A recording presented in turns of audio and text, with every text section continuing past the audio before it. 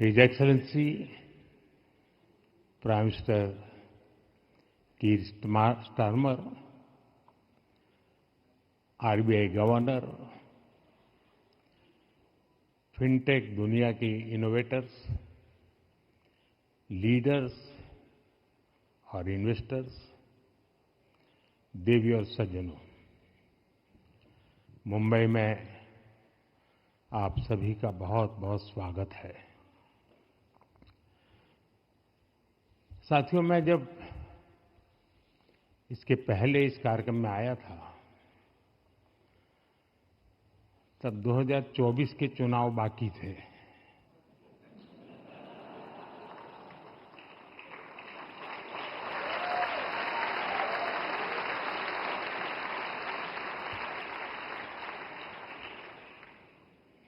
लेकिन उस दिन मैंने कहा था कि मैं अगले कार्यक्रम में आऊंगा।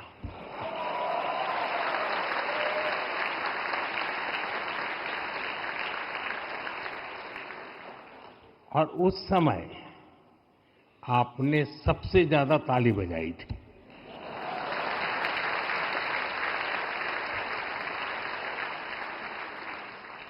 और उस समय जो राजनीति शास्त्र के जानकार लोग यहां बैठे थे, उन्होंने मान लिया था कि मोदी आ रहा है। साथियों, मुंबई यानी the city of energy, Mumbai यानी द सिटी ऑफ एंटरप्राइज,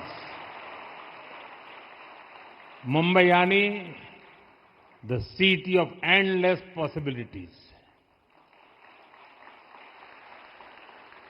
उस मुंबई में अपने मित्र प्राइम मिनिस्टर स्टारमर का विशेष अभिनंदन करता हूं।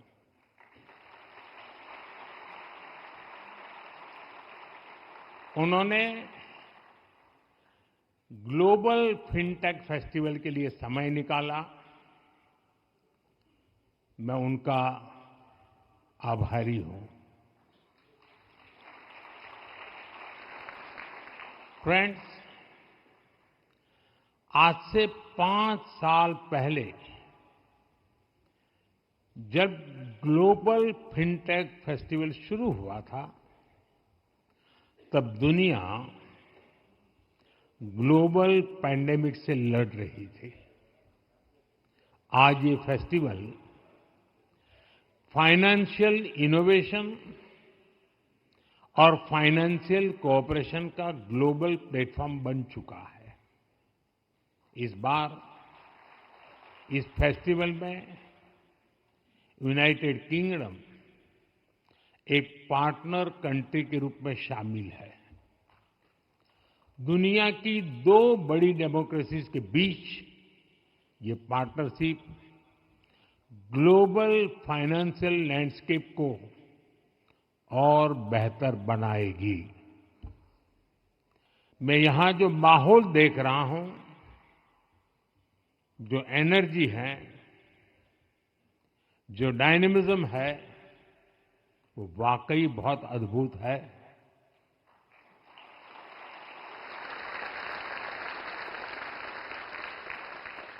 ये भारत की इकोनॉमी के प्रति, भारत के ग्रोथ के प्रति ग्लोबल ट्रस्ट का प्रतीक है। मैं क्रिस गोपालाकृष्णन जी को,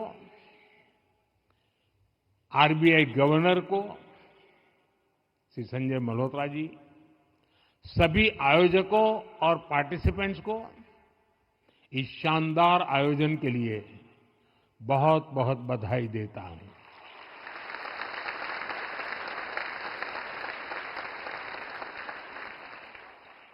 साथियों, भारत मदर ऑफ डेमोक्रेसी है। जब हम डेमोक्रेसी की चर्चा करते हैं तो ये सिर्फ इलेक्शन या पॉलिसी मेकिंग तक ही सीमित नहीं है। भारत ने इस डेमोक्रेटिक स्पिरिट को गवर्नेंस का एक मजबूत पिलर भी बनाया है। और इसका बेहतरीन उदाहरण है टेक्नोलॉजी। दुनिया में लंबे समय तक ये चर्चा बहुत काफी रही है और हम आज उस चर्चा को नकार नहीं सकते हैं। उसमें काफी सच्चाई थी और वो चर्चा थी टेक्नोलॉजिकल डिवाइड की। भारत भी उस समय इससे अछूता नहीं था, लेकिन बीते एक दशक में भारत ने टेक्नोलॉजी का भी डेमोक्रेटाइजेशन किया है।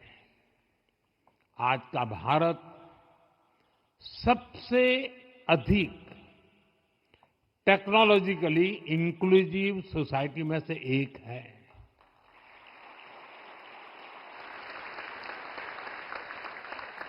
साथियों, डिजिटल टेक्नोलॉजी का भी हमने डेमोक्रेटाइजेशन किया है।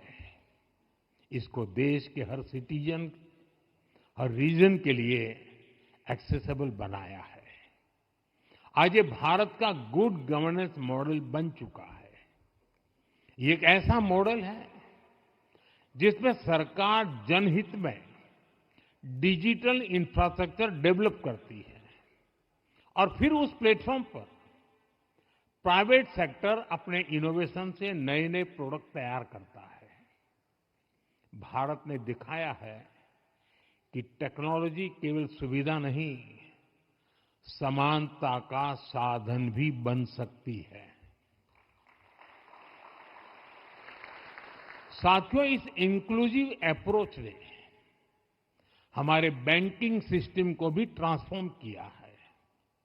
पहले बैंकिंग एक प्रिविलेज थी, लेकिन डिजिटल टेक्नोलॉजी ने इसको एम्पावरमेंट का माध्यम बना दिया।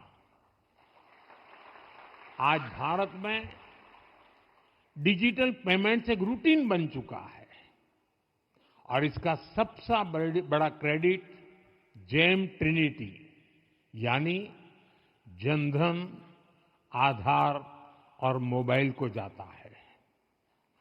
आप यूपीए के ट्रांजैक्शन ही देखिए। आज हर महीने 20 बिलियन ट्रांजैक्शंस हो रहे हैं।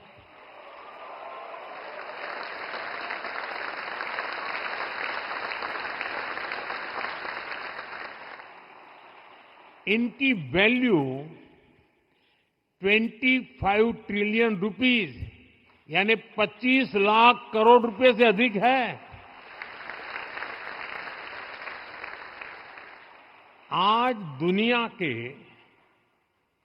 हर 100 रियल टाइम डिजिटल ट्रांजैक्शन में से 50 अकेले भारत में होते हैं।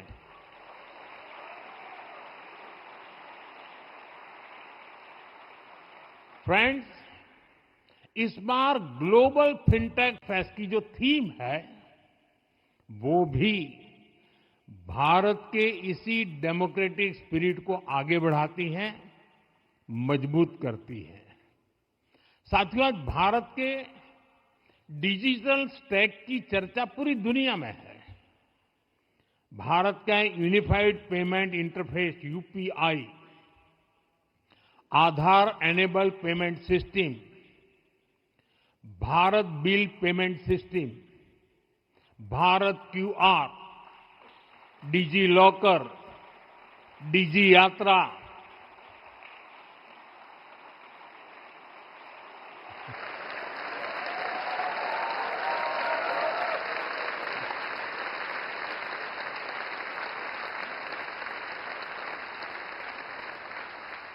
गवर्नमेंट ई मार्केट प्लेस यानी जेम, ये सब भारत की डिजिटल इकोनॉमी की रीढ़ है।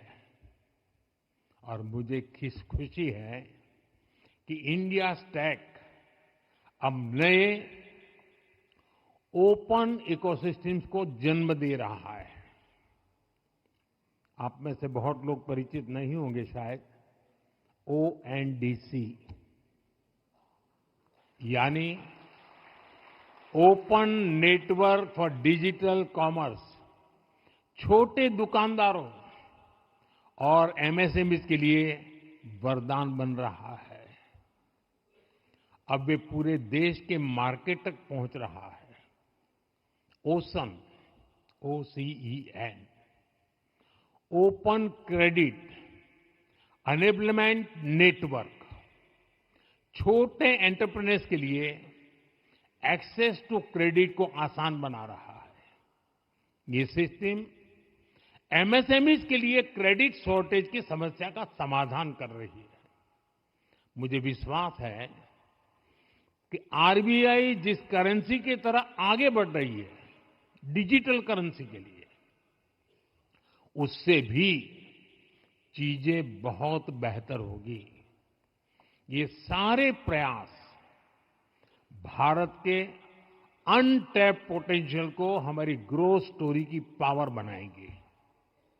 साथियों, इंडिया स्टैक केवल भारत की सफलता की कहानी नहीं है, ये दुनिया के लिए। और मैं ये बात जब लास्ट टाइम आया था ना, कहा था ना कि अगली बार आऊंगा, ये भी उतना ही पक्का है। भारत जो कर रहा है वो विशेष रूप से ग्लोबल साउथ के देशों के लिए आशा की किरण है।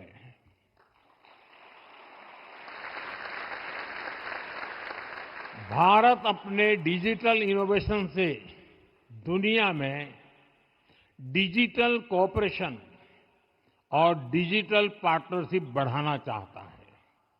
और इसलिए हम अपने एक्सपीरियंस और ओपन सोर्स प्लेटफॉर्म दोनों को ग्लोबल पब्लिक गुड के लिए शेयर कर रहे हैं।